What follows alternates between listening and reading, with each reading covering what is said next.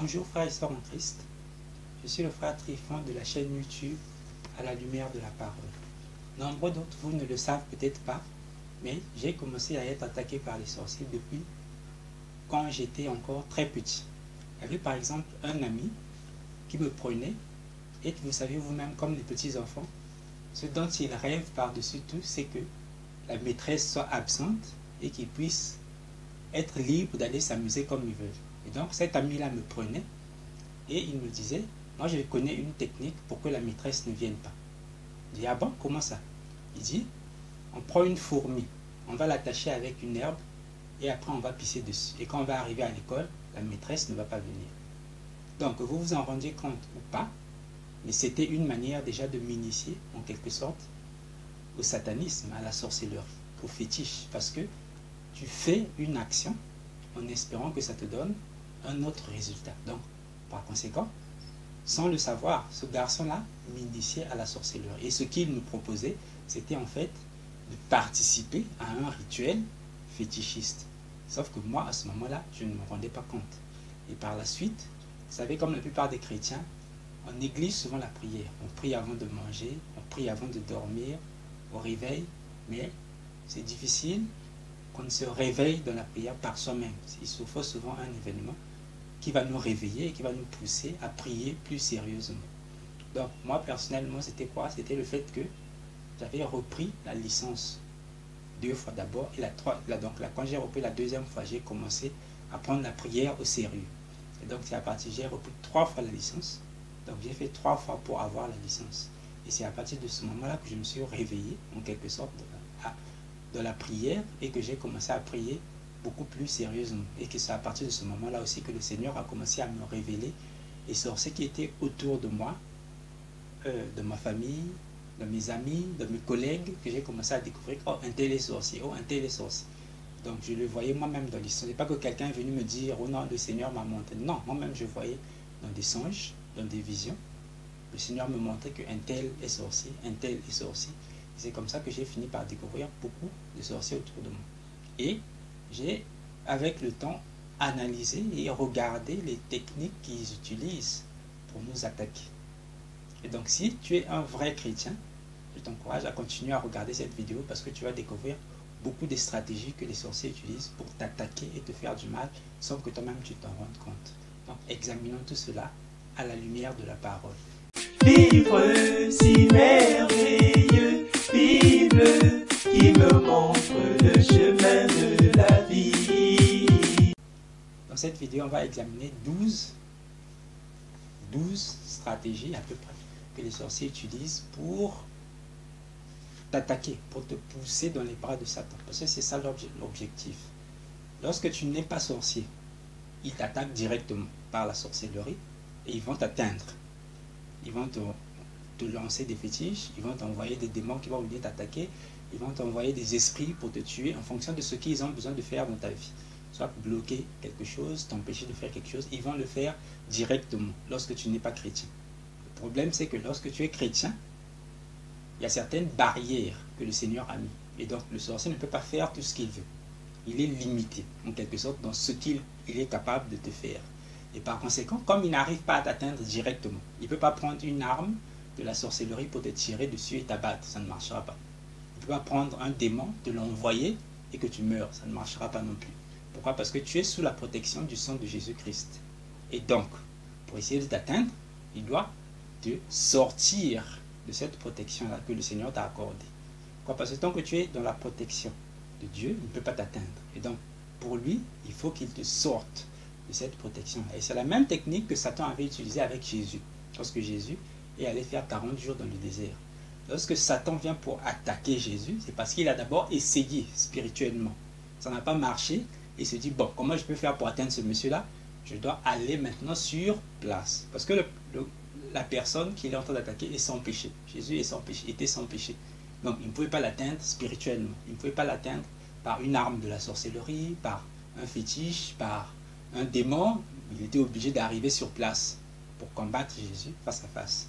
Et cela aussi m'est arrivé, mais je vais en parler dans une prochaine vidéo, si le Seigneur le permet. Oui, en attendant, ici, on va examiner donc 12 stratégies. Pourquoi? Parce que le diable a essayé de m'attaquer de la même manière. Ils ont essayé de me faire mourir en m'envoyant des démons. Ça n'a pas marché. Ils ont essayé de me lancer toutes sortes de sorts, toutes sortes de choses. Ça n'a pas marché. Et donc finalement, ils sont obligés de composer, c'est-à-dire de trouver des stratégies pour faire en sorte que je tombe dans le péché.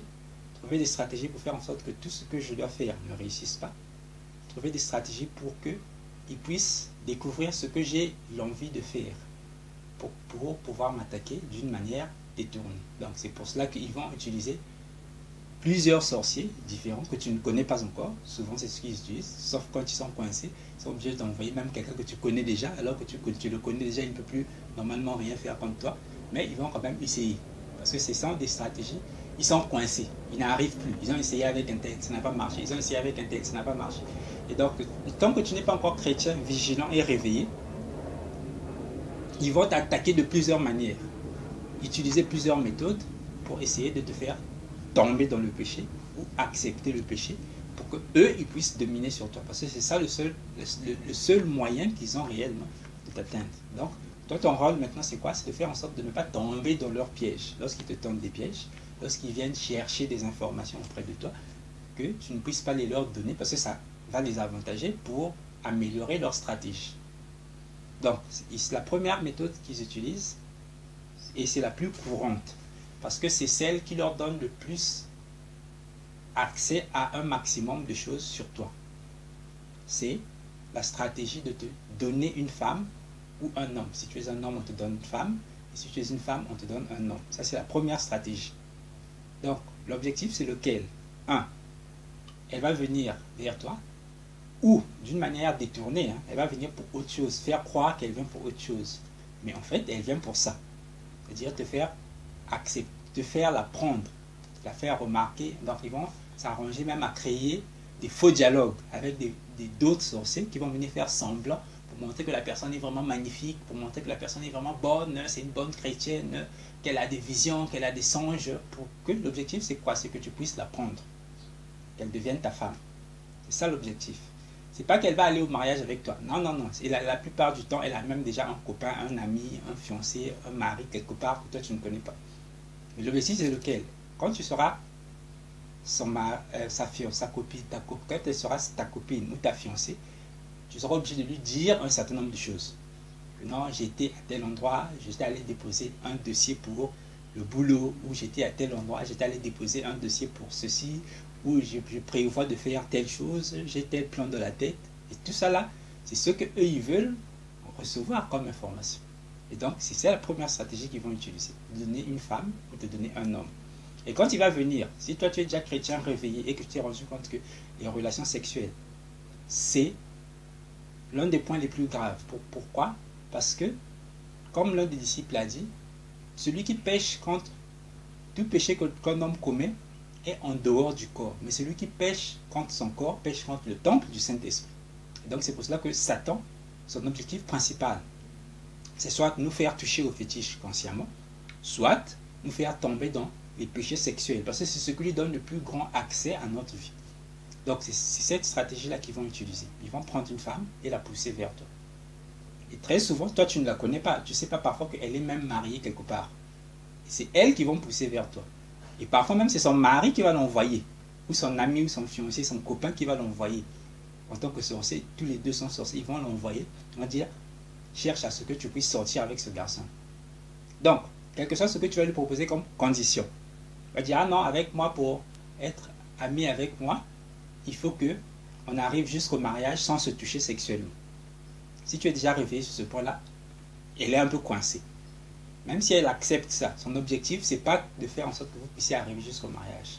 Et tu vas voir qu'elle va te proposer, ah non, mais je crois qu'on peut s'embrasser quand même, même si on ne va pas jusqu'au sexe. Donc ça, c'est des pièges. S'embrasser, c'est fait partie du mariage. Donc quand vous n'êtes pas marié, vous ne pouvez pas vous embrasser. Donc, ça c'est la première stratégie que Satan utilise.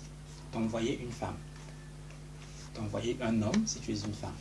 Ça c'est la première stratégie que Satan utilise. C'est ce qui lui donne le plus grand accès sur ta vie. Et moi personnellement, voilà. Cette méthode-là avait été utilisée avec moi. J'avais une copine, on était à la fac ensemble, je me disais que non, c'est ma femme, je l'ai eu comme ceci, on s'entend, on ira jusqu'au mariage. Non, c'était faux. C'était seulement une stratégie des sorciers. Donc, elle était venue consciemment pour me tromper. Et la stratégie, c'est te pousser vers le sexe, malgré le fait que tu as dit que toi, tu veux aller jusqu'au mariage sans sexe.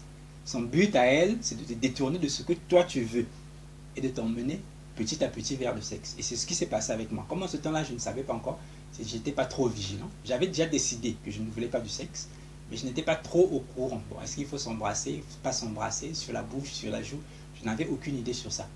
Mais je peux vous dire déjà que s'embrasser sur la bouche, c'est réservé au mariage. Ça fait partie du sexe. Donc, c'est ça la première stratégie. Donc, te donner une femme. Mais encore, on peut prendre ça comme une sous-stratégie de ce même point. Te pousser vers le sexe. Te pousser vers toutes les pratiques sexuelles. Masturbation, pornographie, t'envoyer des images des femmes nues, des femmes sexy. On te met par exemple dans un groupe WhatsApp ou dans un groupe Facebook et on t'envoie des images des femmes nues, des femmes sexy. Ça, c'est des stratégies que j'utilise. Ils mettent des images par exemple dans un ordinateur et on va te donner l'ordinateur. Ah non, ça a tel problème, toi qui comprends un peu l'informatique, essaie un peu de réparer ça. Mais on a mis des images pornographiques à l'intérieur pour te pousser à tomber dans le péché. Donc ça, tout ça, c'est la première stratégie. Donc personnellement, il y avait une femme, celle que je considérais comme ma copine, avec laquelle je devais me marier, qu'on m'avait proposé. Sauf que moi, je ne savais pas qu'on me l'avait proposé. Moi, je croyais qu'on s'était entendu, elle et moi, parce qu'on se comprenait bien. Non, c'était les sorciers qui me proposaient. Voilà pourquoi je dis toujours, quand toi tu es chrétien, tu ne peux pas choisir une femme sans d'abord la présenter à Dieu. Tu as vu une personne, oui. Elle t'a plu, oui. Tu as vu son comportement, ça a l'air bien, oui. Avant même d'aller lui parler, avant même d'aller lui dire, ah non, d'aller lui proposer quelque chose. Prie d'abord. Tu vas, tu pries, tu dis à Dieu, Seigneur, cette fille-là, que moi je trouve qu'elle est bien, montre-moi qui elle est. Là, le Seigneur va te montrer que bon, celle-là, non, elle n'est pas bonne, ne la prends pas. Ou prends-la, elle est bonne. Donc c'est le Seigneur qui confirme, qui va dire, bon, celui-ci il est avec moi, celui-ci il n'est pas avec moi. C'est à ce moment-là que tu peux être sûr que celui-là il est venu avec des bonnes intentions. Parce que tu ne sais pas ce qui se cache derrière le cœur de l'homme. Après, ma première copine, j'avais eu une deuxième copine, toujours proposée par les sorciers, et moi je ne savais toujours pas. Et donc c'est après, donc puisqu'à ce moment-là j'étais un peu plus réveillé, j'ai commencé à prier, j'observais ce qu'elle faisait, ce qu'elle venait chercher comme information. Et les réactions des sorciers qui étaient autour de moi que je connaissais. Lorsque je lui disais quelque chose, qu'est-ce qui se passait autour des autres, chez les autres? Quand je regardais, je dis, ah, celle-là c'est une sorcière. Et je lui avais dit la vérité en face. J'ai dit, toi tu es une sorcière. Le Seigneur m'a montré ça, ça, ça, ça. Et quand je confirme de ton comportement, c'est vrai, tu es une sorcière. Et c'est comme ça que je suis censé séparer elle et moi, parce que je lui avais dit la vérité. Donc ça, c'est la première stratégie de Satan. Te donner une femme, ou te pousser vers les péchés sexuels. Ça fait partie du même camp.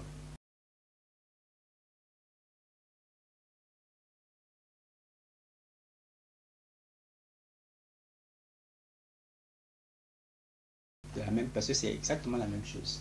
Et la deuxième stratégie, lorsque c'est pas une fille qui peut, supposons par exemple, c'est l'ami et la femme d'un ami. Elle ne peut pas venir se proposer devant toi et dire, ah non, prends-moi comme femme. Parce que toi-même tu connais son ami et c'est son mari. Donc du coup, ils vont faire quoi comme stratégie? Elle va essayer de noircir son mari devant toi. Ah non, vraiment mon mari il se comporte mal. Ça c'est l'objectif toujours de te pousser à prendre une femme mariée. Donc elle est avec son mari, elle va te montrer que les choses ne marchent pas. Dans l'objectif que toi, tu puisses la prendre comme femme mariée ou comme copine. C'est-à-dire quoi? C'est une sorte de piège entre elle, son mari, pour te faire tomber dans le péché. Et moi, j'avais un cas comme ça. Et l'autre stratégie, lorsqu'elle ne peut pas le dire parce qu'elle a peur que tu ne prennes mal. Ils ont peur que tu ne prennes mal. Donc ils vont faire quoi? Ils vont te pousser à vouloir tomber dans le péché avec elle. Et la stratégie, c'est laquelle? Souvent, si tu es un homme, cette femme-là va faire semblant de venir se déshabiller devant toi, mais par erreur. Elle peut par exemple porter une robe qui est tout à fait convenable, mais quand elle va soulever quelque chose, par erreur, elle soulève sa robe et tu vois son sous-vêtement. Tout ça, c'est l'objectif de te pousser vers les désirs sexuels et que tu puisses la prendre malgré que tu sais qu'elle est mariée. Et c'est comme ça que tu vas tomber dans le péché. Donc, la stratégie, c'est laquelle? Se déshabiller devant toi. Par hypocrisie. C'est-à-dire qu'elle va faire créer une sorte de scénario. Elle va faire semblant que c'était par erreur, alors qu'en fait c'est voulu. Donc, soit elle a par exemple porté un pagne, le pagne va tomber devant toi et tu vas voir les sous-vêtements qu'elle a portés ou le string qu'elle a porté. Tout ça, c'est pour te pousser vers le désir sexuel et te faire tomber avec elle. Donc ça, c'est la deuxième stratégie qu'ils utilisent, se déshabiller devant toi par accident. Ça a l'air d'un accident, ça a l'air de rien du tout. Troisième, toujours dans le même cas, il y a d'autres, si elle sait par exemple que le but c'est ça, c'est d'atteindre toi. Ils savent que, bon, quand tu seras proche d'elle, ils savent qu'il y a un tel qui va venir là-bas. Donc, on va lui donner la stratégie. Comme elle a un enfant qu'elle est en train d'allaiter, elle doit s'efforcer de venir allaiter l'enfant là où toi tu te trouves, pour que tu puisses voir ses seins. Donc, tout ça, ça fait partie de cette deuxième stratégie-là, se déshabiller devant toi par accident. Tu vas venir allaiter l'enfant devant toi pour exposer ses seins devant toi, toujours pour te pousser vers le désir sexuel. Donc, ça, c'est la deuxième stratégie. Et moi-même, ça m'était arrivé. Il y a une collègue que j'étais en train d'aider, entre guillemets, parce qu'elle avait fait un plan. Donc, quand on a quitté la fac, on est allé dans une autre ville, à Pointe-Noire. Il y avait une copine, une collègue, voilà. Parce qu'elle, je la considérais pas du tout en tant que mari, femme, non. Je n'avais aucune idée sur elle. Donc, elle cherchait un moyen de faire en sorte que je la prenne. Sauf qu'elle avait déjà un ami, ce que j'ai découvert bien après. Et elle faisait tout son possible pour que je la prenne. Et donc, quand elle a essayé, ça n'a pas marché. Elle s'est mise en collant devant moi. Ça n'a pas marché. Quand j'ai arrivé chez elle, elle faisait ses efforts. Elle va rentrer dans la douche. Elle sort, elle vient se mettre en sous-vêtement devant moi. Tout ça, c'était pour me pousser. Donc, une nuit, elle était soi-disant en détresse. Et moi aussi, qu'est-ce que je fais? Elle va m'appeler. Elle m'explique une situation qu'elle a eu des problèmes avec son mari. Ils se sont séparés, il a pris une autre femme qu'il va épouser, il lui a fait un mauvais coup. Et donc, elle était en quelque sorte en détresse. Donc moi aussi, je vais arriver chez elle. Cette nuit-là, je me dis, bon, elle est en détresse, je vais aller dormir avec elle. Ne faites jamais ça. Si tu es un homme, une femme t'appelle, même en détresse, ne va pas seul.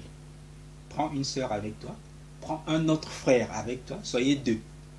Et là, à ce moment, tu vas intervenir pour une sœur. Si c'est un frère, là, il n'y a pas trop de soucis. Mais si tu es un homme, on t'appelle chez une sœur, prends un autre homme avec toi, ou une autre fille avec toi, allez-y ensemble, pour l'empêcher, si c'est un piège, de te faire tomber dans quelque chose que ce soit. Si tu es marié, va avec ta femme. Et c'est même ça la stratégie, ne va pas seul. Il y a des gens qui te tendent des pièges. On va te faire une photo quelque part, oh, on t'avait vu sur une photo avec une famille. Parce qu'elle a fait exprès de venir se déshabiller devant toi. Donc ça, c'est une des stratégies. Donc elle, cette fille-là, elle va faire quoi? Elle va monter un plan. Elle va faire croire qu'il y a son mari qui l'a laissé tomber et qu'elle est en détresse, qu'elle pleure, elle est en larmes. Donc moi, ce jour-là, je vais chez elle. Et du coup, là où je vais, j'appelle même. Je dis, ah non, vraiment un tel, je ne viendrai pas dormir là-bas parce que il y a tel, c'est pas bon de citer les noms des gens, il y a tel qui a tel problème, qui va avoir des difficultés ici. Donc moi, je dors ici, je ne reviendrai pas la nuit là. Et donc cette nuit-là, je passe nuit avec elle. Pourquoi? Parce qu'elle était en détresse, j'avais peur qu'elle ne se fasse du mal, d'après ce qu'elle m'avait raconté. Or, tout ça, c'était seulement une invention pure et simple, pour me tendre seulement le piège. Et donc, ce jour-là, moi, je dis, bon, elle est une femme, moi, je suis un homme, on est dans un studio, on ne peut pas dormir sur le même lit ensemble. Ça, c'est naturel. Moi, je dors sur le canapé, elle dort sur le lit. Elle me dit, oh non, le canapé, là, c'est pas trop bon, il y a des moustiques, tout ça, tout ça. Donc, viens seulement dormir sur le lit avec moi. Ah, bon, de toute façon, je n'ai aucune idée sur elle. Hein. Il n'y a aucun souci, il n'y a aucun problème. Moi aussi, bêtement, je monte sur le lit, donc à côté d'elle. Et maintenant, qu'est-ce qui se passe? Au moment de venir monter sur le lit, elle avait un pagne, elle enlève son pagne, et elle me montre, en dessous, elle avait porté juste un string. C'est ce qu'elle avait porté. Et puis, elle cache encore. Et qu'est-ce que ça a fait en moi? Ça va provoquer le désir sexuel. Cette nuit-là, je peux dire, sérieusement, j'étais tombé. Pourquoi? Parce que le désir sexuel que m'a provoqué la vue de son corps, ça m'avait fait tomber. J'ai dit, je vais coucher avec elle. Cette nuit-là, il n'y a rien à dire. Et donc, c'est elle-même qui m'a encore empêché de la toucher. Puisqu'elle a été couverte du pagne jusqu'à la tête, quand j'ai enlevé le pagne de sa tête, elle m'a dit, qu'est-ce que tu veux faire? J'étais coincé. J'ai passé toute la nuit presque à la regarder seulement comme ça, endormi à côté d'elle. Donc, c'était pour vous dire les stratégies que Satan utilise pour te pousser à tomber dans le péché, pour te pousser à t'éloigner du chemin de Dieu. Ça, c'est aussi l'une des grandes stratégies. Et donc, un autre témoignage, toujours, ça c'était une collègue aussi, et son mari. Elle faisait quoi? Son mari va m'appeler. Puisque je maîtrise un peu les ordinateurs, je sais un peu comment réparer, donc son mari va m'appeler, il va me dire, notre enfant, il faut que tu viennes voir l'ordinateur, il y a un problème. Quand il m'appelle, moi je vais me déplacer, donc il va même me laisser le déplacement auprès de sa femme. Quand j'arrive chez lui, lui-même il n'est pas là, il n'y a que sa femme. Donc au début je ne comprenais pas. Il m'appelle, je viens, je trouve sa femme, je travaille sur l'ordinateur, on cause. Une fois, elle me parle que non, mon mari ne me traite pas bien, tout ça, et se plaignait. Moi je ne savais pas que ça c'était une stratégie pour faire en sorte que moi en fait, en quelque sorte, je la désire et que je cherche à la prendre. C'était une stratégie comme ça. Donc, je suis parti. Deuxième fois, il m'appelle, j'arrive, il est là. On cause un peu, il me laisse l'ordinateur. Oh non, je suis en train de sortir. Il sort, je reste avec sa femme. Deuxième fois. Ah, maman, sa femme est en train de me servir, elle est portée une robe, elle vient et dépose des assiettes. Quand elle soulève les mains, sa robe se soulève, je vois son sous-vêtement. C'est là que je vous expliquais les stratégies que Satan utilise. Tout ça, c'était l'objectif, c'était lequel? C'était que moi, je puisse tomber avec sa femme. Parce qu'en fait, il n'était pas si loin. Il était seulement dans une des maisons, dans le même camp, en train de regarder le match ou le foot, je ne sais pas quoi. Donc, dès le moment que moi, je serais tombé avec sa femme, la stratégie, c'était qu'il revienne à la maison pour venir nous surprendre. C'était ça le but. Donc, vous voyez les stratégies que Satan utilise pour te pousser dans le péché. Et donc, ça, le Seigneur a fini par me révéler. Et j'ai fini par comprendre en regardant ce qui s'est passé à chaque fois. Surtout, c'est ça qui m'avait mis la puce à l'oreille. Chaque fois que son mari m'appelle, lui-même, il n'est pas à la maison, je viens seulement trouver sa femme. Comment ça?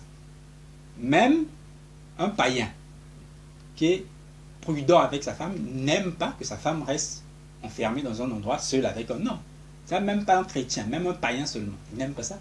Mais lui, il m'appelle pour que je vienne me retrouver seul avec sa femme. Vous comprenez donc les stratégies de Satan? C'est ça, les méthodes qu'il utilise.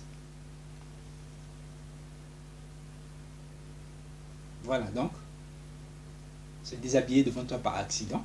Et c'est ce que j'avais noté comme troisième point, c'est te pousser dans l'adultère par un couple. Et c'est la même chose. C'est-à-dire qu'il y a le mari et la femme, ils vont s'entendre, monter un plan pour te pousser dans l'adultère. Eux deux. C'est comme ce que je viens d'expliquer. Donc, c'est les mêmes stratégies. Et dans ce cas-là, de te pousser dans l'adultère. Donc, premier point, te donner un homme, une femme. Deuxième point, se déshabiller devant toi par accident. Troisième point, te pousser dans l'adultère. Bah, eux-mêmes, c'est-à-dire le couple, le mari et la femme, te poussent à tomber avec l'un d'eux. Si tu es une femme, c'est le mari qui va venir te draguer, il va te faire des avances, te pousser. Toi, parfois, tu ne sais même pas qu'il est marié. Quand tu vas aller chez lui, paf, c'est sa femme qui vient te surprendre. On va publier partout que non, la femme là est mauvaise, elle a pris le mari de tout. Alors qu'en fait, toi, tu ne savais rien. C'est eux qui ont monté un plan contre toi. Et c'est toi que les gens vont accuser. Donc, voilà. Ça, c'est la première chose que je viens d'expliquer. Et c'est la même chose avec le couple qui faisait en sorte que je vienne me retrouver avec sa femme. C'est l'un des témoignages. Un autre, c'était quelqu'un qui est au village. Il me faisait la même chose. Donc, il me poussait à, en quelque sorte, exposer sa femme vers moi pour que moi, je désire sa femme et que je cherche à la prendre. Alors qu'en fait, lui, il sort avec cette femme-là. Donc, ils vont monter toutes sortes de stratégies pour montrer qu'il maltraite sa femme, qu'il a des copines à côté. L'objectif, c'est que toi, tu puisses prendre sa femme. Donc, déjà, quand tu es chrétien averti, ça ne marchera pas. Et donc, troisième témoignage, en quelque sorte, il y avait un couple, je travaillais avec eux, et je travaillais avec lui. En fait, j'ai l'aidé à réparer ses machines. Il avait... Bon, si je donne trop de détails, ça va permettre à certains de reconnaître la personne. Donc, je travaille avec lui sur ordinateur. Voilà, on va dire ça comme ça. Je travaille avec lui sur ordinateur. Il avait un ordinateur, et parfois il avait des problèmes avec son ordinateur. Je venais l'aider. Et donc, sa femme aussi, parfois, était là. Donc, et à des moments, il m'envoyait, va travailler avec... il y a ma femme qui a tel problème là-bas, va l'aider. C'était la même chose. Sauf qu'elle, elle allait beaucoup plus loin. Elle allait plus loin que ça. Elle cherchait, c'est-à-dire, elle va créer toute une stratégie. Pendant que tu vas travailler sur l'ordinateur, elle va venir se coincer contre toi. Faire en sorte que ses seins puissent, par exemple, toucher ton bras. Donc, monter toutes sortes de plans pour te pousser vers le désir sexuel envers elle. Tout ça, ça fait partie de ces mêmes stratégies-là que Satan utilise pour nous attaquer. Un autre point, c'est les incisions. Vous connaissez les incisions? Je ne sais pas si vous connaissez ça, si c'est répandu chez vous, mais en Afrique, c'est très répandu. Dans beaucoup de pays, lorsque tu es malade, tu vas voir un guérisseur, quelqu'un qui est dans le quartier. On va prendre une lame, on va te couper sur les pieds, on va faire couler le sang, hein, sur les jambes, sur les bras, au cou, ça dépend, au front, ça dépend des maladies, ça dépend des traitements. Et la personne va faire quoi? Il va t'inciser, il va mettre dessus une poudre noire. Je ne sais pas d'où est-ce que cette poudre sort. Et d'ailleurs, c'est interdit dans la Bible. Donc, les incisions sont interdites dans la Bible. Et pourquoi c'est interdit? Parce que ça permet à Satan de mettre des choses négatives à l'intérieur de nous. Et ça, c'est encore l'une des stratégies. Lorsque je devais me déplacer, quelques membres de ma famille m'avaient proposé de me faire des incisions. En ce temps-là, je ne connaissais pas encore ce que c'était, je ne savais pas. Je savais que c'était interdit de la Bible, mais je ne savais pas à quel point c'était dangereux. Et à quel point c'est dangereux de désobéir à ce que la Bible a dit. À ce moment-là, je ne me rendais pas tellement compte. Donc, je m'étais laissé convaincre, et donc on m'avait fait des incisions. Non, soi-disant, c'est pour la protection. La plupart des gens, c'est comme ça qu'ils disent ça. Ou quand tu es malade, ah non, on doit se donner les maux de tête, on va te faire des incisions. On va couper, on va faire couler le sang, on va mettre des poudres noires dessus, on va frotter. On va te dire que maintenant tu es protégé. La véritable protection, c'est Jésus-Christ. De toute façon, la Bible dit, celui qui garde la ville veille en vain. Si l'Éternel ne garde pas la ville, celui qui la garde veille en vain. Donc, c'est notre véritable protection, c'est Dieu. Il n'y a pas d'autre protection plus importante. Donc, ces incisions-là, voilà. Qu'est-ce qui se passait? Lorsque j'étais, puisqu'à un moment j'ai fini par être attaqué par énormément de sorciers qui cherchaient à me faire mourir, qui venaient m'appuyer à la gorge, qui m'envoyaient des démons qui venaient me marcher dessus, que je sentais sous forme d'animal. J'en parlerai peut-être un peu plus tard dans d'autres vidéos. Mais, donc c'était ça. Maintenant, qu'est-ce qui se passait? Lorsqu'un sorcier quittait spirituellement, il vient rentrer dans la chambre là où je me trouve. J'étais paralysé. Je ne pouvais plus bouger. Je sens qu'il y a un sorcier qui est arrivé, et puis parfois, spirituellement, c'est-à-dire dans un songe, je sens qu'il y a un sorcier qui est arrivé. J'ai essayé de bouger, je n'arrive pas à bouger. Et je me sentais comme paralysé. Et je ne me rendais pas compte que c'était le résultat des incisions. Parce que les incisions là, c'est souvent des choses très négatives qu'on met à l'intérieur. On va par exemple prendre, et ceci je le dis sur la base d'un témoignage, du pasteur Jonas ou de l'évangéliste Jean-Paul Kalumba. Donc, on va prendre par exemple l'os d'un homme qui est mort. On va le brûler. On va racler cette os noire et ça va créer une poudre. Et c'est cette poudre-là qu'on va prendre, on va te mettre par exemple sur une plaie sous forme d'incision. Donc tu as des fétiches qui fonctionnent à l'intérieur de toi. Toi tu es chrétien, mais tu as des choses sataniques qui sont à l'intérieur de ton sang. Toi-même tu ne te rends pas compte. Et le jour que tu commences à prier, tu es fatigué, tu as des difficultés. Et quand un sorcier vient rentrer dans ta chambre, toi tu es paralysé spirituellement sur le lit parce que tu as des choses sataniques à l'intérieur de ton sang. Et toi-même tu ne te rends pas compte. Et donc ça c'est l'autre stratégie. Si les incisions existent chez vous, dans votre pays, ne les faites pas. N'acceptez pas qu'on fasse ça à vos enfants. C'est négatif, c'est satanique. Ça met des esprits mauvais dans le corps. Ça met des esprits mauvais dans le corps. Donc ça c'est quatrième stratégie, incision. On va t'inciser, on va te couper, on va faire couler le sang et on va mettre des fétiches à l'intérieur. La cinquième stratégie que Satan utilise, la cinquième stratégie, c'est laquelle? Lorsque Satan essaie de t'atteindre spirituellement et que spirituellement il a des difficultés, ça ne marche pas trop bien. Il va maintenant essayer de t'atteindre physiquement. Et physiquement, l'une des méthodes qu'ils utilisent, parce que l'objectif de Satan, c'est de t'empêcher de réaliser quoi que ce soit. Puisqu'il n'arrive pas à te tuer, on ne peut pas te tuer, donc dans ce cas, on va t'empêcher de réaliser ce que toi tu veux réaliser. Si tu as un projet, par exemple, de faire une chaîne YouTube, de faire des vidéos, on va t'empêcher de réaliser cette chaîne YouTube. Et donc, l'une des stratégies, c'est laquelle? Et ça va peut-être faire sourire certains. Mais c'est demander de l'argent. Et si vous êtes derrière votre écran, vous êtes peut-être en train de rire, mais c'est la réalité. Pourquoi? Parce que tu peux être l'homme le plus riche du monde. Si même 1 million de personnes te demandent un peu d'argent, tu ne resteras pas avec beaucoup. Et donc, c'est l'une des stratégies que Satan utilise. Et pour ça, ils vont utiliser tous les sorciers qui te connaissent, et même ceux qui ne te connaissent pas, lorsqu'ils sont coincés. Parce que lorsque tu as découvert cette méthode-là, tu évites maintenant, ou tu prends des précautions. Pourquoi? Parce que tu pries maintenant. Quand quelqu'un vient et te demande quelque chose, tu peux même dire, ah non, non, attends, moi je vais d'abord prier. Et il est coincé. Ou quand ils savent que tu reconnais les sorciers de cette méthode-là, ils vont maintenant éviter qu'ils viennent te demander directement. Quelqu'un peut venir maintenant de manière indirecte. Il vient, il dit, non, je cherche maman. Maman est là. Tu réponds non, parce qu'ils savent très bien que maman ne sera pas là à ce moment-là. Et donc, il va maintenant dire, ah non, vraiment, je voulais demander de l'argent, tu peux pas m'avoir 500. L'objectif de départ, c'était déjà de venir te demander. Il vient seulement faire semblant. Il se cache derrière, non, je cherchais maman. Donc, pour montrer que ce n'est pas toi qui est venu déranger. L'objectif, c'est de te demander l'argent.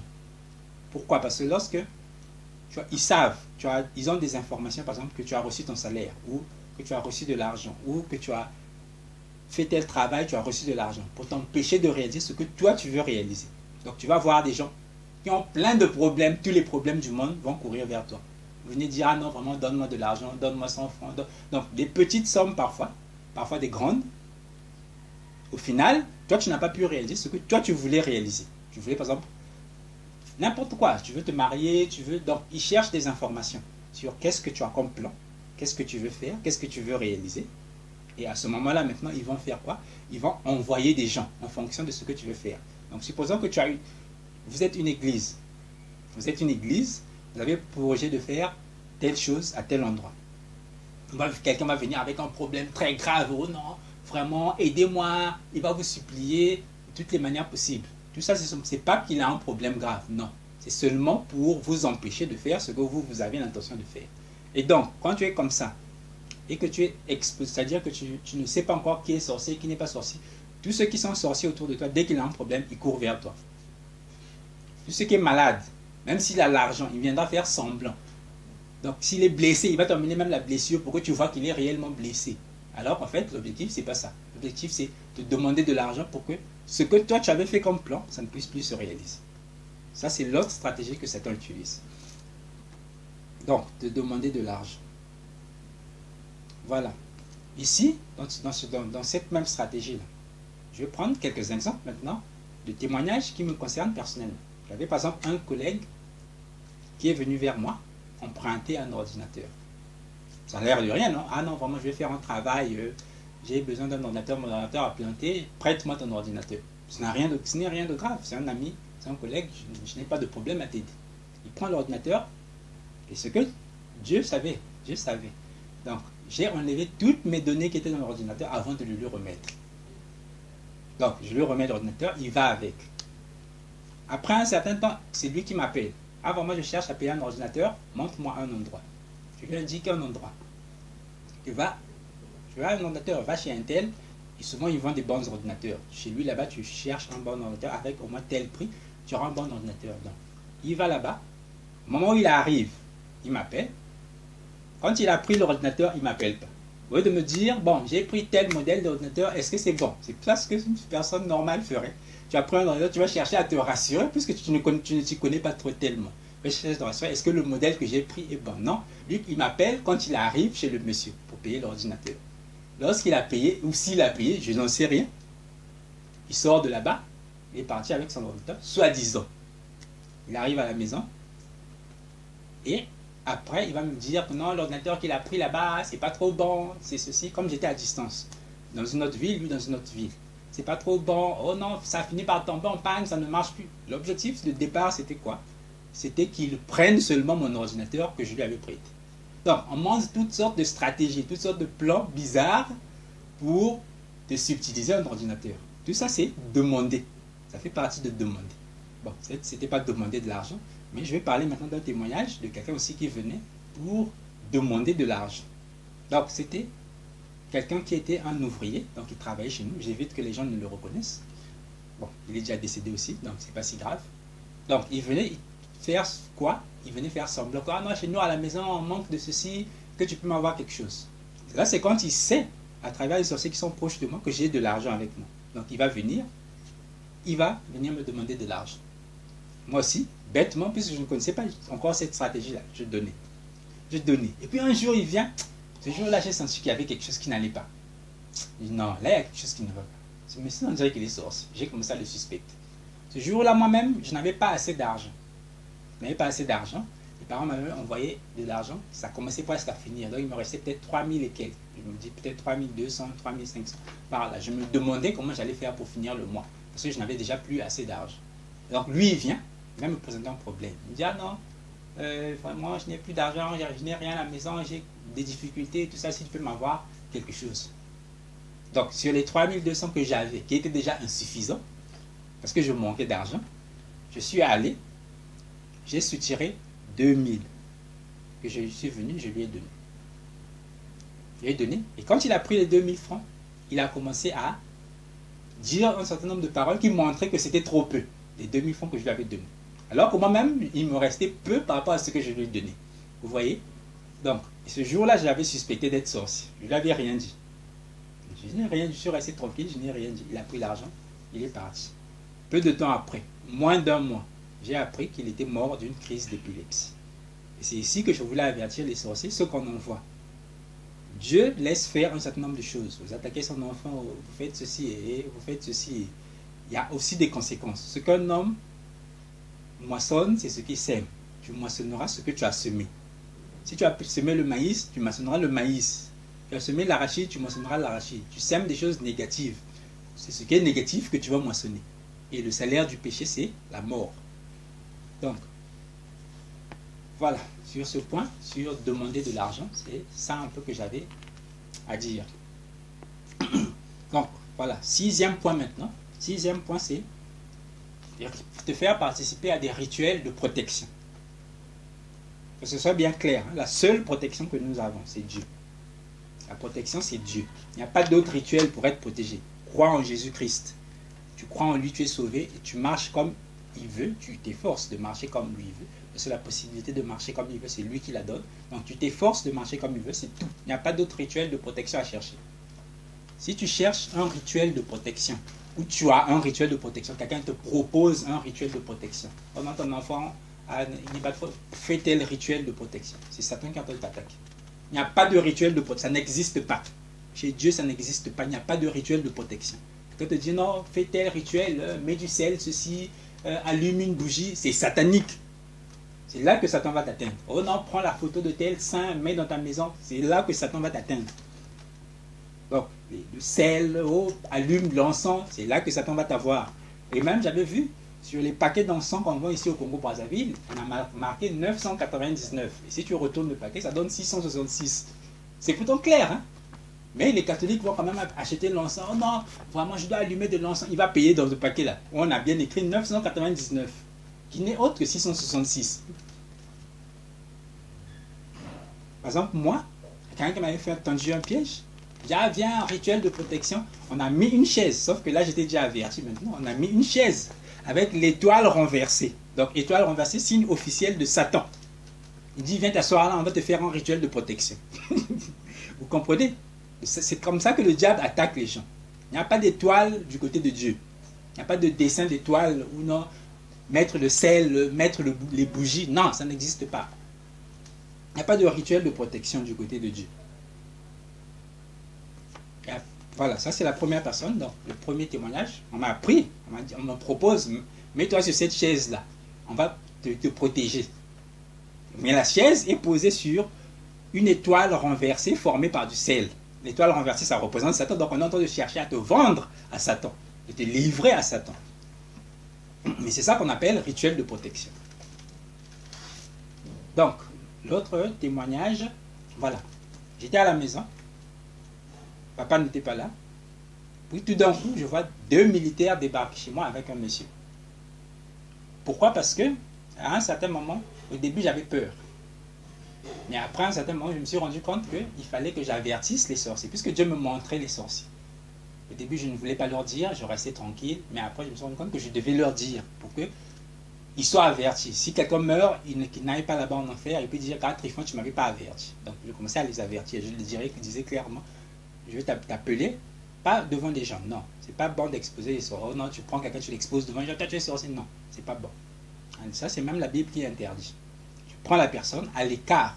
Tu lui dis, le Seigneur m'a montré ça. Et le Seigneur t'a averti en fonction du message que tu vas recevoir. Et je l'ai fait avec beaucoup de gens.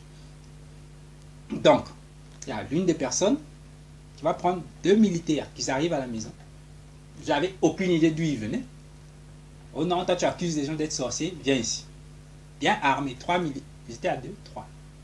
Ils étaient à 3, je crois. Je crois qu'ils étaient à 3, plus la personne qui était venue, qui, bon, m'accusait. On me prend, je ne savais pas où est-ce qu'on allait. Ce jour-là, j'étais vraiment en détresse, au fond de moi, mais donc je me disais, bon, peut-être qu'on va aller me tuer. Je réfléchissais à beaucoup de choses. Je me suis dit, ah, je dois mentir, je dois faire telle chose. Après, je me suis dit, non, la vérité, c'est mieux. Dieu lui-même, c'est Dieu qui est le protecteur. Donc, mentir, même si c'est pour sauver ta vie, ça ne te sauvera pas. Mais la vérité. Donc, vérité. Et donc, on est parti. On arrive, c'était un prêtre. Ngunza. Donc, quand tu arrives dans le temple, il y a Marie. J'avais même une petite photo que j'avais faite lorsque j'étais là. Avant qu'on me prenne des téléphone. Les militaires, ça m'a même pris mon téléphone. Vous voyez, c'est là où ça mène. Croire en Jésus-Christ. Donc, on me prend. On me force à faire un rituel. Mais vous savez déjà que lorsque le rituel, ça ne peut marcher que lorsque tu acceptes. Mais si toi, tu es avec Christ, si tu n'es pas avec Christ, on peut te forcer à faire quelque chose, ça peut aussi marcher parce que tu n'es pas avec Dieu, tu n'as pas la protection. Mais tu es avec Christ. Christ te protège. Même si on te force, même s'il y a des militaires qui sont là, on te met dans une étoile, on te fait faire des rituels, ça ne marchera pas parce que Christ ne va pas accepter. Tu n'as pas accepté, tu n'es pas d'accord. Et donc, il me prend, il me fait faire des rituels, met les pieds dans l'eau, lave les pieds, fait ceci, fait cela. Il prend même une huile rouge. On avait écrit dessus, huile casse tout. Il vient, donc il sourit, il était déjà content. Il était sûr que ça devait marcher sur moi. Il prend ça, et l'esprit finit par me dire, n'aie pas peur. J'avais pitié de lui, parce qu'il ne se rendait pas compte de ce qu'il faisait. Et moi, je savais très bien que ça ne devait pas marcher. Parce que j'avais déjà subi toutes sortes de choses de la part de Satan, toutes sortes de pièges, toutes sortes d'attaques, ça ne marchait pas. Et vous savez, à un moment, j'étais en train de rire. Moi, je me suis calmé. Il est venu, il a pris l'huile castor, il était sûr de lui. Il a pris cette huile-là, qui était rouge, il me met ça au niveau du cou et au niveau de la ceinture. Donc, il enlève mon habit, il met l'huile. Vous savez, même tacher l'un de mes habits qui est là, en rouge, qui est blanc. C'est ce que j'avais porté. Ça a une tache rouge au niveau du cou. Donc, il met cette huile-là, et après, il nous renvoie. Donc, lui, il pensait que ça serait suffisant pour me faire mourir. Je rentre à la maison tranquille. Jusqu'à aujourd'hui, je suis toujours vivant. Comme lui, son but, c'était de me faire mourir, et c'est pour ça que la personne l'avait pris. Je suis toujours vivant. Je ne sais pas où est-ce que ça l'a emmené. Mais lui, au moins, je l'avais averti clairement. Je lui ai dit, de la part du Seigneur, toi, tu es un serviteur de Satan. Donc, si tu continues dans le chemin sur lequel tu es, c'est Dieu qui va te frapper. Lui, au moins, je l'avais averti. Donc, ça, c'était un autre témoignage. Un rituel de protection, les étoiles renversées, bougies, étoiles à 6 branches, à 8 branches, à 4 branches, n'importe quelle étoile. C'est satanique. Il n'y a pas de rituel de protection chez nous. Et 7e technique de Satan pour t'attaquer, tu vas voir quelqu'un qui est soi-disant chrétien, il te propose de faire un sacrifice à Dieu. Sacrifice à Dieu, que ce soit de l'argent, que ce soit des biscuits, on prend des biscuits, tu vas jeter dans l'eau, c'est un rituel satanique qu'ils ont de te proposer. Bonbons, alcool, va déposer ça. Non, ça n'existe plus chez nous. Ça. Dans l'Ancien Testament, les gens faisaient des libations. Vous pouvez verser du jus sur une pierre, parce que l'ange lui a demandé de le faire, mais dans notre temps, ça n'existe plus. On en fait un sacrifice à Dieu, découper un animal, un mouton, couper la tête, ça n'existe plus. Toutes sortes de choses comme ça n'existe plus. Et de toute façon, il y a beaucoup de gens qui souffrent. C'est les femmes qui ont perdu un mari, donc une veuve. Elle a déjà perdu son mari. La Bible a bien dit, jusqu'à ce que la mort nous sépare. Et même c'est ce que les gens prononcent, hein, jusqu'à ce que la mort nous sépare. Donc lorsque ton mari meurt, la mort vous a déjà séparés. Vous êtes séparés, lui il est parti, toi tu es resté. Il n'y a plus d'autres rituels de séparation à faire. Tout rituel de séparation, ça vient de Satan. Ça ne vient pas de Dieu. Ça ne vient pas de Dieu. Même si c'est un prêtre qui te fait ça, un pasteur, rituel de séparation avec ton mari. Ça ne vient pas de Dieu. Tu es une femme veuve. Tu as perdu ton mari. Il n'y a pas de rituel de séparation à faire. Tu as perdu ton mari, c'est fini, c'est fini. Il est parti, il est parti. Quand que les gens te proposent, viens faire tel rituel de séparation. C'est Satan qui est en train de t'attirer, de t'inviter pour qu'il puisse dominer ta vie. Ça n'a rien à voir avec Dieu. 8e méthode, connaître tes projets. C'est-à-dire savoir ce que toi tu projettes. Est-ce que tu vas te marier dans un mois, dans une semaine, dans une année? Est-ce que tu vas acheter une maison? Est-ce que tu vas acheter une voiture? Est-ce que tu vas avoir un enfant? Donc, tout ce que tu peux avoir comme projet, tout ce qui peut être quelque chose de bien, quelque chose de ce qu'on peut appeler une bénédiction. Donc que ce soit un enfant, que ce soit n'importe quoi que tu cherches à faire. Satan cherche à savoir qu'est-ce qu'il est en train de préparer pour essayer de contrer. Parce qu'il n'a pas pu te faire mourir. C'est ça le premier point. Satan cherche à faire mourir tous les chrétiens. Et si tu es vraiment chrétien, Satan cherche à te faire mourir aussi. Tu dois être au courant de ça. S'il y a des sorciers autour de toi, ils vont t'attaquer. Donc, cherche, sois déjà au courant. Mets-toi dans la prière sérieusement pour que Dieu te révèle qu'est-ce qui se passe autour de toi. Donc, connaître tes projets. Pour connaître tes projets, qu'est-ce qu'on fait? On envoie des espions. On va prendre quelqu'un que tu avais vu il y a longtemps. Il va venir, oh non, bonjour Trifon, ça fait longtemps, comment ça va?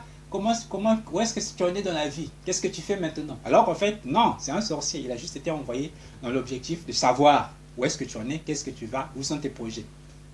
C'est pour ça que moi, aujourd'hui, si tu viens me te présenter devant moi, me dire, ah non, comment ça va, tout ça, où sont tes projets, qu'est-ce que tu comptes faire? Non, je vais d'abord prier pour toi, pour que Dieu me révèle, celui-ci c'est qui? Et après, je viens te dire, ah bon, moi je vais faire telle chose, je vais faire telle chose. Si tu n'es pas chrétien, je ne vais pas te révéler que non, j'ai prévu telle chose, j'ai prévu ceci. Non, ça ne marche plus. Ça ne marche plus. Ça ne marche plus. Donc, faut être prudent, la prudence. Faut connaître, si tu es chrétien, tu dois connaître ceux qui sont autour de toi. Tu dois connaître ceux qui vivent avec toi dans ta maison, tu dois connaître ceux qui sont dans ton quartier, tu dois connaître ceux qui sont avec toi à l'école, tu dois connaître l'église dans laquelle tu te trouves, ton pasteur c'est qui. Et connaître, c'est pas que tu as vu, seulement tu as regardé et puis ça suffit. Non. Tu as regardé le comportement de la personne, oui, c'est bien, c'est pas négatif. Mais il faut compléter avec la prière. Donc tu as prié à Dieu, Dieu montre-moi celui-là c'est qui. Et la prudence par défaut. Donc Satan envoie des espions. Satan envoie des espions. Et personnellement, ici maintenant c'est le témoignage, j'ai vécu un certain temps dans la ville où j'étais avec quelqu'un qui a été envoyé dans la maison même où j'étais, spécialement pour venir m'espionner. C'était un garçon du quartier. Il a demandé, j'ai fait une certaine procédure pour l'accepter chez moi et il est venu vivre chez moi, avec moi, dans ma maison. Mais or, c'était seulement un serviteur de Satan qui avait été envoyé avec objectif bien précis. De 1. Détruire tout ce que moi je faisais de bon. Et 2. Savoir qu'est-ce que je suis en train de faire, qu'est-ce que je suis en train de préparer, qu'est-ce que je prépare. Donc, quand j'ai commencé à faire les premières vidéos sur Moïse Mbilé, il était avec moi, il vivait avec moi dans la même maison. Voilà pourquoi au début je disais on est parce qu'on travaillait ensemble avec lui. Or, c'était un sorcier envoyé de Satan pour venir détruire ce que moi j'étais en train de faire. Et je le reçois dans notre maison. Vous savez, lorsque tu vis avec quelqu'un, il y a un certain nombre de réactions qui sont spontanées, réelles. Il y a un certain nombre de réactions qui apparaissent hypocrites. Quand tu regardes la personne, tu dis que ça c'est une réaction hypocrite. Il est en colère, mais il fait semblant d'être content. Donc, le jour que moi je découvre les signes qui se cachent dans les vidéos de Moïse Mbilé, lui il faisait semblant d'être content. Ça a attiré mon attention. Je dis mais qu'est-ce qui se passe? Pourquoi lui il serait fâché que moi je découvre des signes dans une vidéo de Moïse Mbilé? Et c'est même là une autre preuve qui prouve bien que c'est bien des satanistes. Donc, je finis par commencer à prier pour lui. Je découvre qui il était. Je découvre qu'il était sorcier.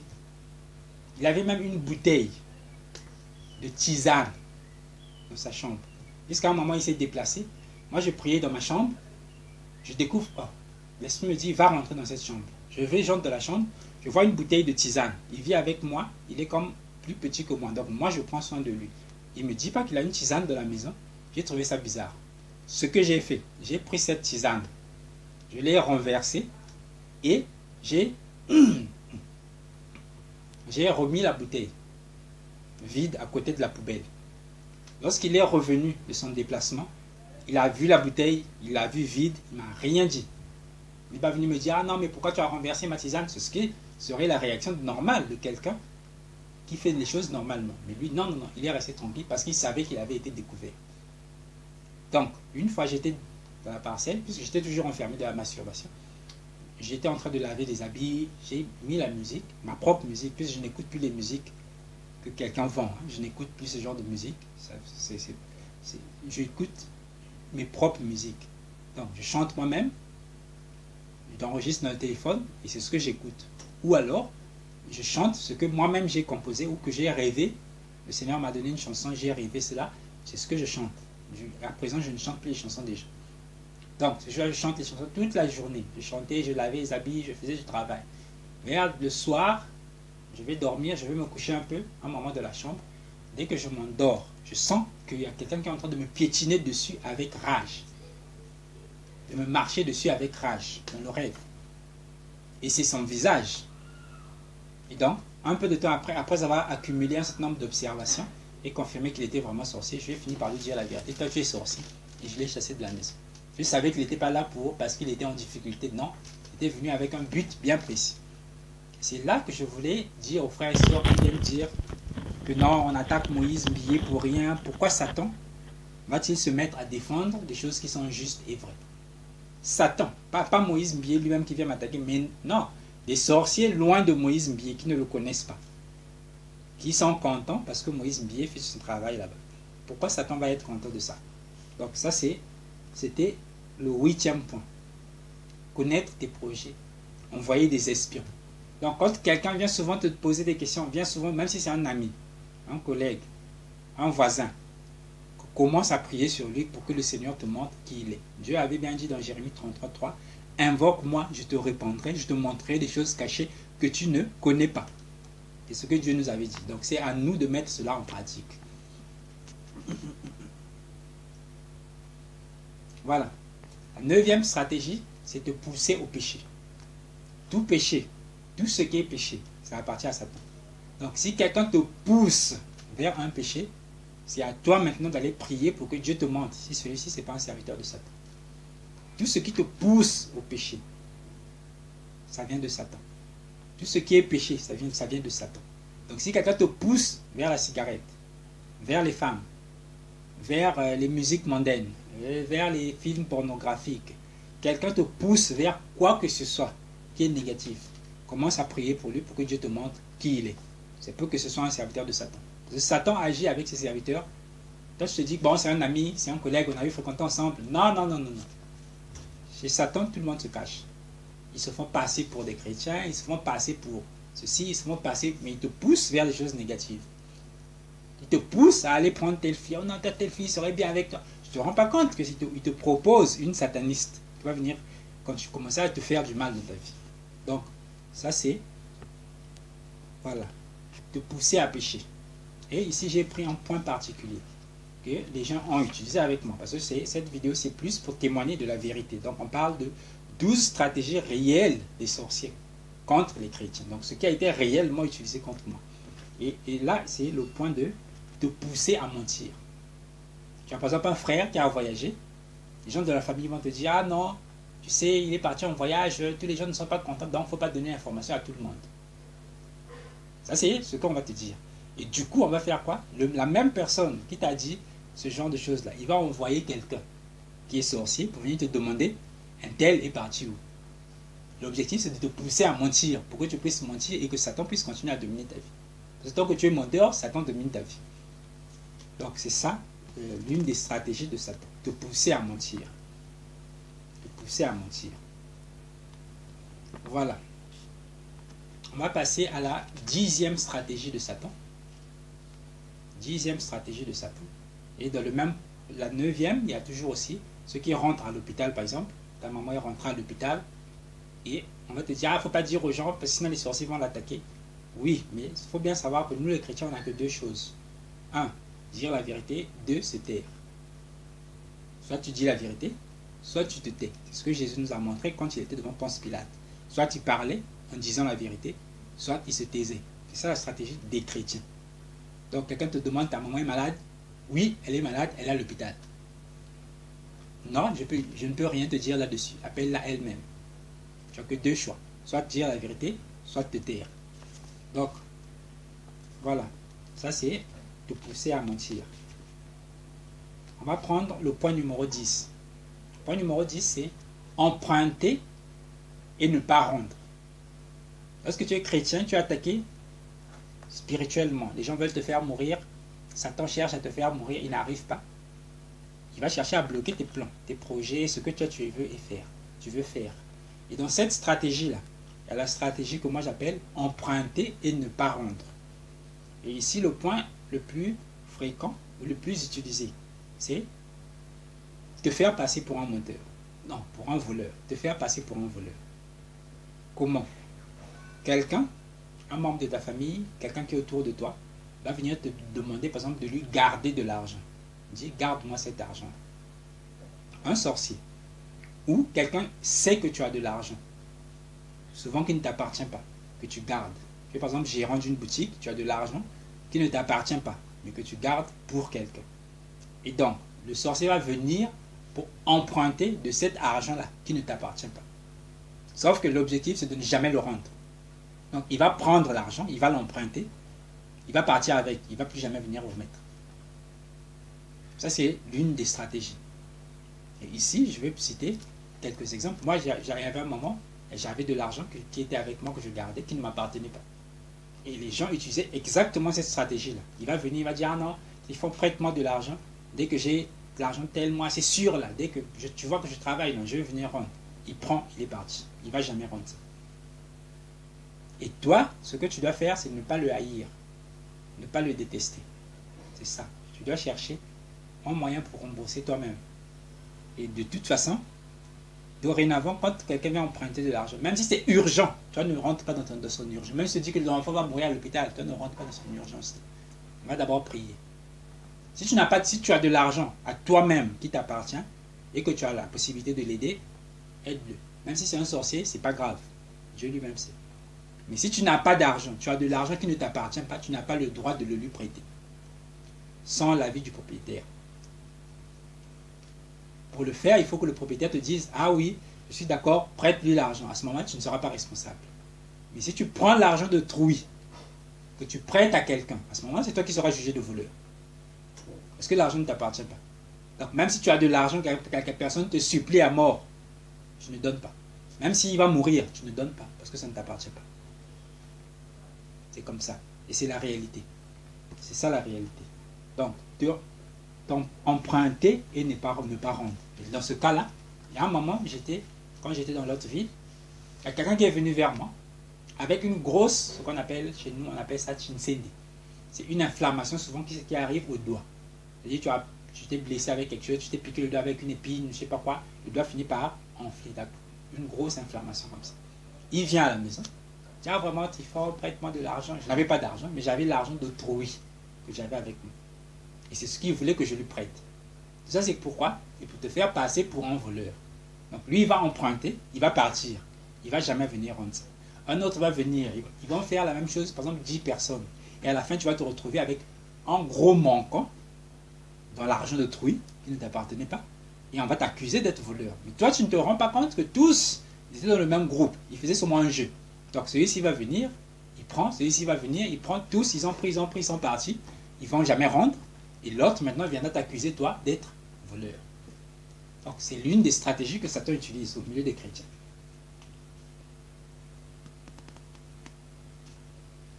Voilà. Emprunter et ne pas rendre. Ça, c'est la 10e stratégie. La 11e stratégie que Satan utilise, c'est de pousser vers une fausse église, vers un faux pasteur, vers des prêtres. Voilà, toutes sortes de choses comme ça. Tu vas voir, lorsque tu es chrétien, en réalité, en vrai, ou à partir du moment où tu t'es réveillé, tu vas voir que tu as beaucoup de problèmes. Et quand tu n'es pas encore réveillé, tu ne sais pas encore que tu as beaucoup de problèmes. Lorsque tu es réveillé, tu découvres que tu as beaucoup de problèmes et tu commences à prier sérieusement. Et tu commences à chercher à corriger ta vie en fonction du standard que le Seigneur veut. C'est à ce moment-là que tu vas découvrir ce qui se cache. Donc, les gens vont faire quoi? Ah, vraiment, toi, tu as beaucoup de problèmes, hein? Viens seulement vers notre pasteur. Mais en fait, il sait très bien que leur pasteur, c'est un sorcier. Oh, viens seulement chez notre pasteur et vous allez prier avec lui, ça va aller. Dieu nous a tous donné la prière. Il n'y a pas de super pasteur, super ceci. Non, Dieu nous a tous donné la prière. Si Dieu peut écouter ta prière, il peut écouter la prière du pasteur, il peut écouter la prière de n'importe qui est dans l'église. Il n'y a pas de super pasteur, super personne, non. Donc, si tu pries, Dieu va t'écouter ce que tu dis. Tu es son fils ou tu n'es pas son fils. Et si tu es réellement fils de Dieu, pourquoi Dieu ne va pas écouter ce que toi tu as à dire? Donc c'est là un autre point. On va te pousser vers un faux pasteur, vers une fausse église.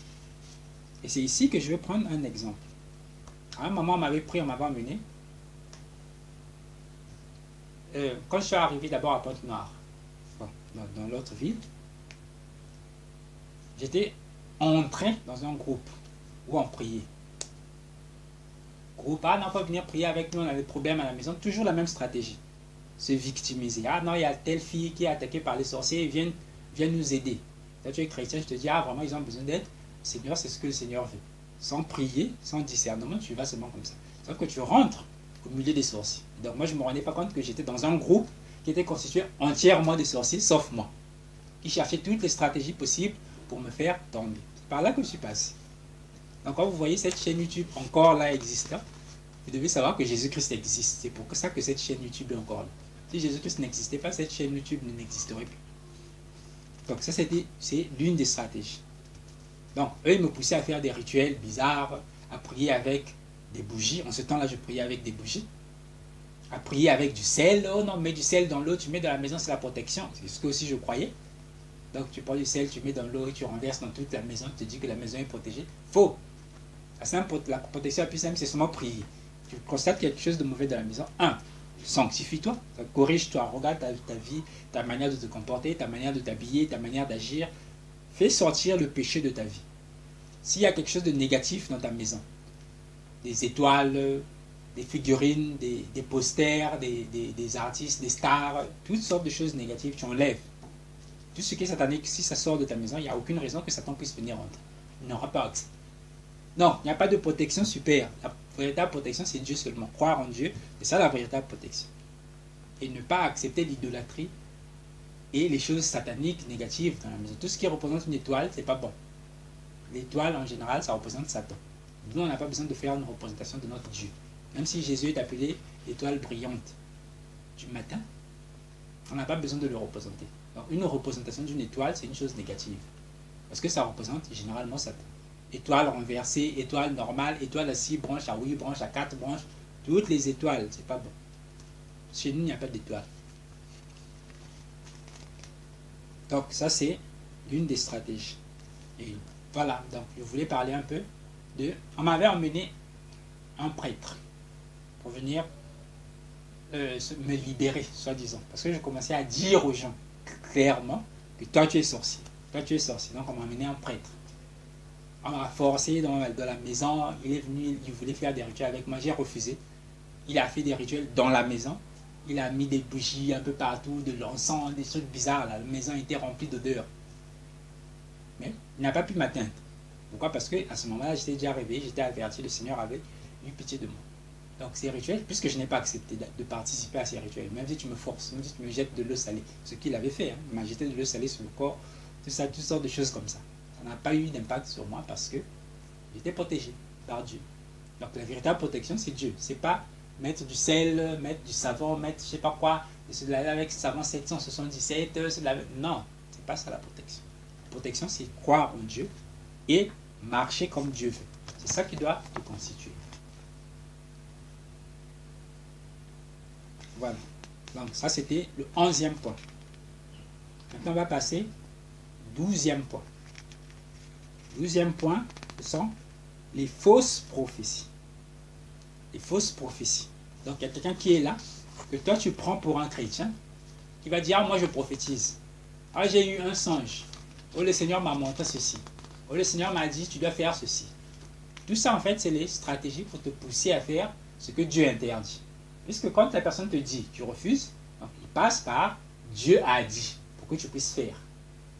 Puisque les gens ont tendance à obéir à ce que Dieu dit, donc eux, ils utilisent cette phrase magique pour eux là, qui te débloque toi. C'est Dieu qui a dit ça, donc je peux faire. Mais attention, Dieu ne dit pas des choses qui sont au-dessus de ce que sa parole a dit. Parce que sa parole, c'est lui qui l'a donnée. Dieu dit des choses qui sont en accord avec ce que sa parole a dit. Donc s'il y a quelque chose que quelqu'un t'a dit, qui est au-dessus de ce que sa parole dit, ne fais pas ça. Même si c'est un vrai frère en Christ, ne fais pas ça. Parce que la parole, quand elle a tranché, si c'est clair, c'est clair. Lorsqu'elle n'a pas tranché, bon, là on peut discuter. Mais si c'est clair, c'est clair. La parole a parlé, Dieu a parlé de sa parole d'abord, avant de parler par les prophéties, par les songes, par les rêves, ou toutes des visions, quoi que ce soit. Dieu a d'abord parlé par sa parole. Donc, tout ce qu'il va dire après, ça sera toujours en accord avec ce qu'il a dit dans la Bible. Pas ailleurs. Donc, voilà. c'est là un peu des fausses prophéties. Moi, par exemple, lorsque j'étais dans le groupe de prière avec des sorciers autour de moi, ils faisaient des prophéties. Oh non, Dieu a dit, je dois prier pendant 7 jours. Ceci. Alors que c'est eux qui venaient m'attaquer. Donc, ils faisaient des prophéties. Oh non, Dieu a dit que les sorciers de ta famille se sont levés. Tout ça, tout ça. Tu dois prier, tu dois prier, tu dois prier. Fais tel 7 jours de jeûne, fais ceci, fais ceci. Donc, toutes des fausses choses que Dieu n'a jamais dit, qui vont utiliser pour te manipuler. Pour que toi, tu puisses, ah, vraiment, ils sont en train d'agir pour moi, ils ont de l'amour pour moi. Faux. Satan. Lorsque tu n'es pas encore réveillé, Satan te manipule comme il veut. Lorsque tu n'es pas encore. Mais lorsque tu commences à te réveiller avec les Écritures et ce que la Bible a dit, à ce moment-là, Satan ne peut plus faire tout ce qu'il veut. C'est lui qui est maintenant coincé. Sur 12 stratégies bien réelles. Donc, que les sorciers ont utilisées contre moi pour m'attaquer, pour essayer de me faire tomber, pour m'atteindre. Et que je connais maintenant. Et donc, ça permet aussi, autre point, de reconnaître qui est sorcier. Parce que quand quelqu'un utilise une stratégie qui appartient à Satan, il est serviteur de Satan. Ça, c'est déjà le premier point qui te permet de dire, toi, tu es serviteur de Satan. L'une des stratégies qui est utilisée ici, c'est des stratégies qui sont utilisées par les satanistes. Parce que c'est leur méthode. C'est leur méthodologie. Ça ne change pas. C'est pour ça que quand tu commences à les découvrir, ils sont coincés. Ils ne savent plus quoi faire. Ils ne savent plus quoi faire parce qu'on connaît déjà les stratégies. On connaît les méthodes. Ils ne savent plus quoi faire. Ils sont coincés. Le dernier point que j'avais mentionné ici, c'est t'envoyer des médias sataniques, te proposer des médias sataniques. Des films, des séries, des documentaires, tout ce qui est négatif, tout ce qui enseigne des choses négatives. On va te proposer ça. Même des musiques chantées par des musiciens qui semblent chrétiens, et que eux-mêmes ils savent très bien que celui-ci c'est un sataniste. Ils vont venir te proposer. Souvent, tu as vu la dernière chanson de Laurent Bongo. Ah, vraiment, c'est trop spécial. Quand je chante avec ça, vraiment, je sens que l'esprit. Alors que c'est un sataniste, il sait très bien que Laurent Bongo, c'est un serviteur de Satan. Il sait très bien que Mike Calabash, c'est un serviteur de Satan. Il va venir te proposer ces chansons-là. Parce que lui, il connaît. Il sait que c'est Satan que tu es en train de servir en écoutant cette chanson. Parce que lui, il sait que c'est Moïse Billet, que c'est qui ça, Laurent Bongo, Marie Missamou, qui que ce soit, qui chante des chansons pour l'argent. C'est pas bon. Donc, que Dieu vous bénisse, que Dieu vous garde et réveillez-vous. Parce que Satan est toujours en train d'agir. C'est à nous de rester éveillés, de prier, de lire la Bible, de chanter pour Dieu. Prier, lire la Bible, chanter pour Dieu. Voilà, prier, lire la Bible, chanter pour Dieu. Et à l'occasion, jeûner lorsque c'est nécessaire. Et d'examiner toutes choses à la lumière de la parole. Parce que Satan n'arrête pas de nous attaquer. Satan n'arrête pas de nous attaquer. Donc, ici, je voulais mentionner un point sur connaître tes projets, envoyer des espions. Voilà, ce que j'ai oublié de mentionner. Connaître tes projets, envoyer des espions. Vous allez voir, par exemple, dans la description des vidéos YouTube, la plupart des vidéos, vous allez voir quelqu'un qui va venir dire, alors frère, je voudrais causer avec toi. Je lui dis, ah non, envoie-moi un message sur Facebook. Non, non, non, non, je veux un message personnel. L'objectif, c'est lequel? Quand Satan n'arrive plus à avoir des informations sur toi, il cherche tous les moyens possibles pour avoir des informations, tu ne lui donnes pas. Parce que tu ne laisses pas quelqu'un s'approcher de toi d'une manière ou d'une autre. Il va utiliser des gens qui sont à distance. Internet, de loin, ou des inconnus. Parce qu'on a tendance à se livrer plus facilement avec des inconnus. Je te dis, bon, lui, je n'ai aucun lien avec lui, on s'est juste rencontré dans le bus. Je peux lui dire telle chose, on va se séparer, il n'y aura rien. Mais en fait, toi, tu ne sais pas, parfois c'est un sorcier. Et que vous ne vous êtes pas rencontrés par hasard. Voilà pourquoi je ne crois plus que le hasard existe. Si je te rencontre, c'est voulu. Soit c'est Dieu qui l'a voulu, soit c'est un plan de Satan. Il n'y a pas d'autre chose. Le hasard n'existe pas. Je ne crois plus à ça. Donc je te rencontre quelque part, ce n'est pas le hasard. Je sais que soit c'est Satan qui t'a envoyé, soit c'est Dieu qui a voulu ça. Donc dans les deux cas, moi, avant de te donner des informations personnelles, je vais d'abord prier.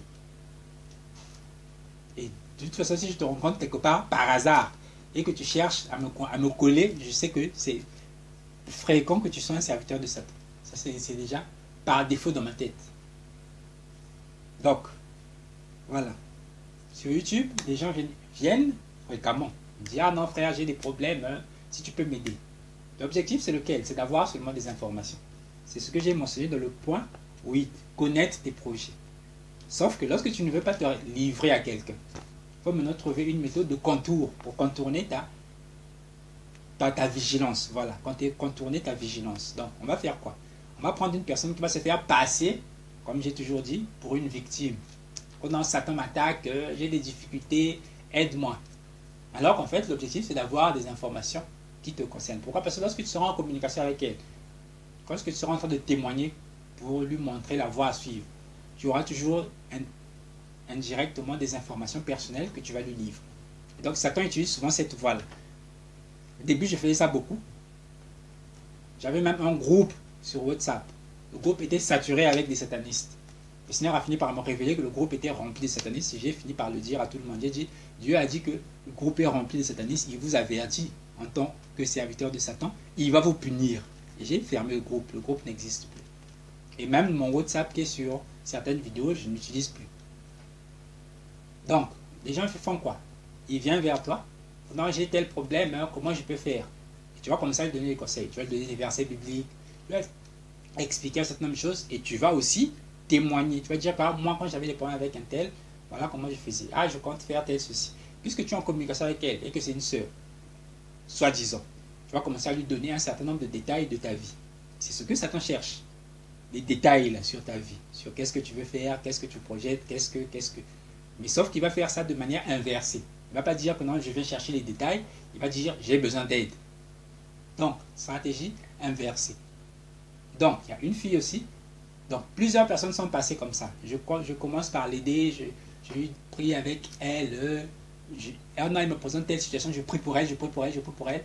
Et à la fin, un mois par exemple plus tard ou 2 mois plus tard, le Seigneur me montre, c'est une sorcière. Donc, deuxième personne, troisième personne, je finis par lui dire, Dieu a dit, tu es sorcier. Et je supprime son numéro, ou je le bloque. Si continue, donc, je ne supprime pas par défaut. Si je continue pas à me parler et qu'il arrête, c'est bon. Mais s'il continue à me parler, la Bible nous dit de ne pas être en communication avec celui qui ne sert pas le Seigneur. Donc, je finis par le bloquer. Et c'est comme ça que ça s'est passé. Donc, plusieurs personnes, et ça a fini par me décevoir, moi. Je me dis, bon, je me dis que je suis en train d'aider quelqu'un. Il y a des moments où je dépense mon argent pour activer un forfait pour causer avec toi. Toi, tu n'es pas au courant de ça. Que moi, j'ai dépensé de l'argent uniquement pour venir causer avec toi. Mais à la fin, je découvre que tu es sorcier. J'ai dépensé mon argent pourquoi? Pour que toi, derrière ton écran, tu puisses rire et te moquer de moi. Donc, je me suis fini par me rendre compte que ça ne servait à rien. C'est difficile de connaître une personne à distance. Déjà, ceux qui sont en face de toi, c'est difficile de le connaître. Mais combien de fois celui qui est à distance que tu ne vois même pas? Tu peux mettre n'importe quel nom et n'importe quelle photo sur le profil. Donc, j'ai fini par me rendre compte, après avoir averti plusieurs personnes qu'ils étaient sorciers, en clair dans le message, soit par message vocal, j'ai fini par bloquer. J'ai dit, bon, je ne prends plus des messages. Tout ce qui est sur Internet reste sur Internet. C'est la décision que j'avais prise. Donc, il y a une des filles que j'ai avertie. Je l'ai avertie sur WhatsApp. J'ai dit, le Seigneur a dit, tu es une sorcière. Ça ne sert à rien de continuer. Donc, je ne vais pas continuer à parler avec toi de la vérité alors que toi, tu viens me mentir. J'ai arrêté donc la discussion avec elle. Elle continue à m'écrire des messages. J'ai fini par bloquer sur WhatsApp. Quand je l'ai bloqué sur WhatsApp, elle est passée sur Gmail. Elle continue à envoyer des messages sur Gmail. Je l'ai bloqué sur Gmail. Elle a utilisé un deuxième mail sur Gmail. Après ça, elle est encore allée sur Facebook. Elle a créé un compte avec un nom d'un garçon. Elle est venue me voir en me disant que non, la fille que tu as accusée d'être sorcière, elle n'est pas sorcière. Elle m'a donné toutes sortes d'arguments. J'ai dit, tout ce que tu me donnes comme argument là, ce n'est pas valable pour moi parce que dès que le Seigneur a parlé, il a parlé. Donc, si toi tu es vraiment serviteur du Seigneur, va prier Dieu, que Dieu me dise à moi que non, c'est finalement j'avais menti, le premier message que j'avais donné, j'avais menti, c'était pas une sorcière. Va prier avec Dieu. Pourquoi tu veux me convaincre? Elle, si elle croit en Dieu, est-ce qu'elle a besoin de moi? Elle n'a pas besoin de moi, elle a besoin de Jésus-Christ. Donc, il est arrêté sur Facebook, il est allé créer une vidéo, montée de toutes pièces, où il prend donc le message que j'avais envoyé à cette fille-là, pour m'accuser que non, je l'ai poussée au suicide. Parce que quand je lui ai dit qu'elle était sorcière, elle a cherché à se suicider, tout ça. D'abord, qu'est-ce que le Seigneur a dit? Jésus a dit que on l'a traité de Belzébuth. Donc, si lui, il a été traité de Belzébuth, on nous fera la même chose. Toi, tu es serviteur de Dieu, on dit que tu es sorcière, tu vas te suicider. De quel Jésus toi tu sers? Quel Jésus toi tu sers? Donc, il a pris le message, il a publié une vidéo en masquant sa voix et en mettant que du texte. Donc lui-même ne se fait pas voir de la vidéo, il n'y a que la voix qui apparaît comme une voix masculine. Or, on sait très bien, logiciellement, on peut modifier même une voix féminine pour la faire apparaître masculine. par logiciel, ça se fait. Donc, qui est-ce qui parle dans la vidéo? Qui est caché? Je lui ai dit, bon, pour finir, après avoir discuté sur un certain nombre de messages avec elle, je lui ai dit, bon, comme tu dis que peut-être que je risque de faire ça à d'autres personnes, et que tu as peur que je ne fasse du mal à des gens. La solution simple que je lui ai proposée: fais une vidéo à visage découvert où tu expliques cette situation, mets tous les détails possibles comme preuve. Moi aussi de mon côté, je vais faire une vidéo où j'explique la même situation avec tous les détails comme preuve. Je vais prendre les deux vidéos, et ta vidéo à visage découvert et ma vidéo à visage découvert, et le message que le Seigneur m'a donné pour toi. Je vais mélanger les deux, je vais en faire une vidéo, je vais la publier sur la chaîne. Depuis que j'ai donné ce message-là, elle a supprimé le commentaire sur sa chaîne et pouf, elle ne veut plus que je lui cause. Alors que c'est elle qui cherchait à venir, qui cherchait à faire du bruit autour de cette vidéo-là. Depuis que je lui ai demandé de montrer son visage, le bruit a cessé. Donc c'est pour dire que vous qui venez regarder des vidéos sur cette chaîne, vous qui croyez réellement en Dieu, vous devez savoir qu'on est attaqué derrière. Si vous ne le voyez pas ou qu'on ne le dit pas, ça ne veut pas dire qu'on n'est pas attaqué. Quand tu attaques le diable, Satan aussi réagit. Mais nous sommes plus que vainqueurs, comme Jésus l'a dit. Donc c'est ici que je mets un terme à cette vidéo. Que Dieu vous garde et vous bénisse. À la prochaine, si le Seigneur le permet. Continuez toujours à examiner toutes choses à la lumière de la parole. Jésus-Christ est Seigneur. Oh, examinez toutes choses à la lumière de la parole de Dieu.